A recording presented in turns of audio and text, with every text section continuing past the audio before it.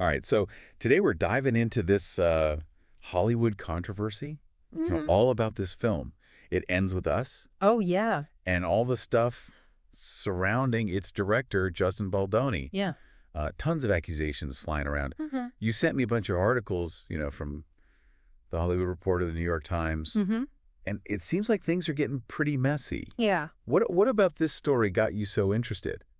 Well, it's interesting to me, because this whole thing is happening in Hollywood, right? Yeah. But it kind of shows how social media, the dark side of it, I guess, can be used to manipulate like everyone, not just celebrities. Okay, so Yeah. so for our listeners out there, let's kind of break it down a bit. Yeah.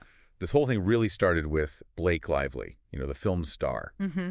She accused her co-star and director, Justin Baldoni, of making a hostile work environment, on set. And it's not just like some vague feeling she has, right? Right. She filed like a formal complaint, and it outlines specific instances of like inappropriate behavior, Like what?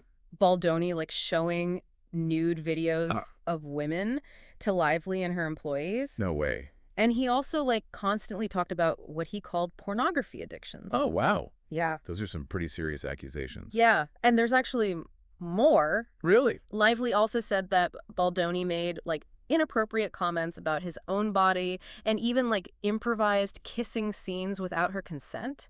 Oh, wow. So it wasn't like just a disagreement about their creative vision, Right. It was more like a pattern of behavior that made Lively give them a 30-item list of demands. A 30-item list. Yeah. Wow, that's a Just to keep the production going. huge red flag. Yeah. What kinds of things are on that list? She asked for things like no more talking about personal sex lives, Right. no touching without consent, Right. and no more of the improvising kissing scenes. Yeah. So you can really see how the work environment was, Yeah, boundaries were definitely crossed. Yeah. So we have these serious accusations, coming Mhm. from Blake Lively. Mm-hmm. But what about Justin Baldoni? What did he have to say about all this? Well, Baldoni and his studio, Wayfarer Studios, they've denied everything very strongly. Okay.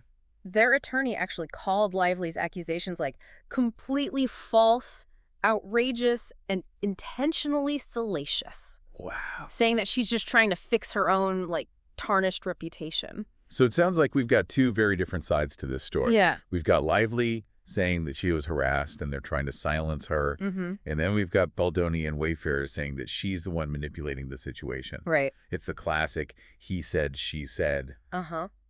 But it sounds like there might be even more to it than that, right? Yeah, there is more. Okay. These articles point to something that's even more troubling, like evidence of a possible smear campaign. Oh. To discredit Lively and protect Baldoni's image. A smear campaign. Yeah.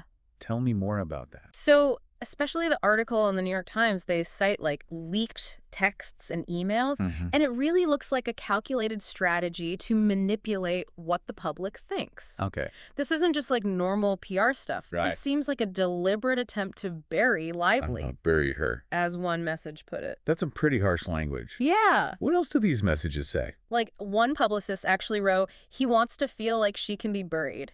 And they were talking about how Baldoni felt about Lively. Wow.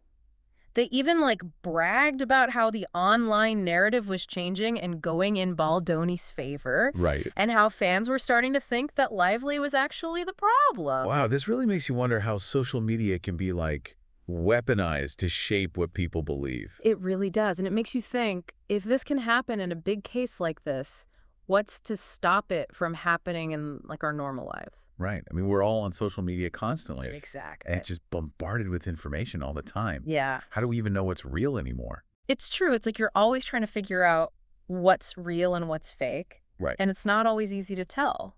It's not. Like, think about online reviews, for example. Right. Before you buy something, Yep. you see all those 5-star reviews. Right. How do you know those are real people? Yeah, exactly. How do you know it's not just some big marketing thing? You don't always know. Right. It's called astroturfing, where like a company or whatever makes it look like there's tons of support for their product or agenda, but it's all fake. So they're making it seem like there's this organic support, Right. but it's all manufactured. It's all made up, and it works really well Wow. because we're social creatures, right? Right. And we like to follow the crowd. We do. So if we see a ton of people supporting something, we think, oh, it must be true. That's actually kind of scary. It is. It means we're all vulnerable to this, whether Yeah. we realize it or not. And in this case, the article suggests that Baldoni and his team might have hired these crisis PR experts. Okay. Who are good at, like, manipulating social media. So they were basically trying to control the narrative Yeah. to make Baldoni look good and Lively look bad. Exactly. To flood the internet with positive stuff about Baldoni. Right. And at the same time, discredit Lively's accusations. Wow. And it looks like they did pretty well based on the leaked messages. They did. Yeah. But how do they even do that? Well, there's a bunch of techniques. Okay. They can use fake accounts to spread misinformation. Uh-huh. They can manipulate trending topics. Right. Or even, like, target specific people with messages designed to make them doubt things. It sounds like something out of a spy movie. I know, but it's real, and it's happening all the time. Wow. And then you've got algorithms on Twitter, Facebook, and they can make this manipulation even worse. Right. It makes it harder to tell what's true and what's not. So, okay, let's say I'm just scrolling through my feed. Yeah. What should I be looking for? Well, one thing is, look for accounts with no personal info. Or accounts that were made very recently? Right. Those could be fake accounts. Used to make it look like there's more support for something than there really is. So if I see a tweet praising Baldoni, and it's from some account with no profile picture and, like, 2 followers, Right. that's probably not a real fan. Probably not, yeah. Got it. What about the content itself?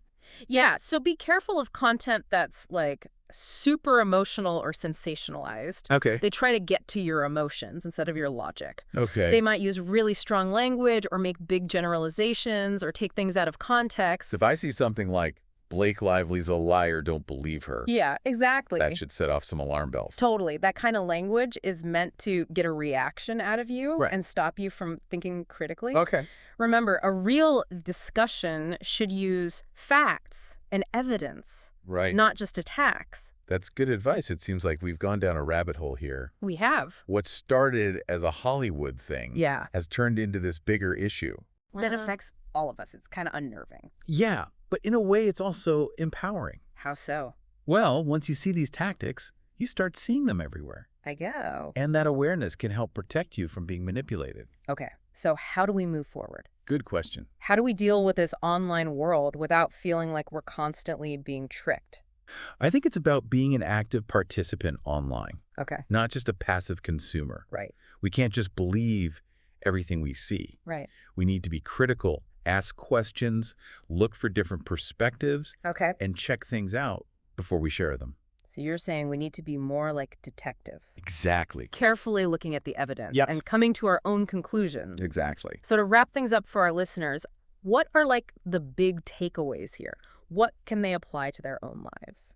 I think the biggest thing to remember is that this isn't just Hollywood, right?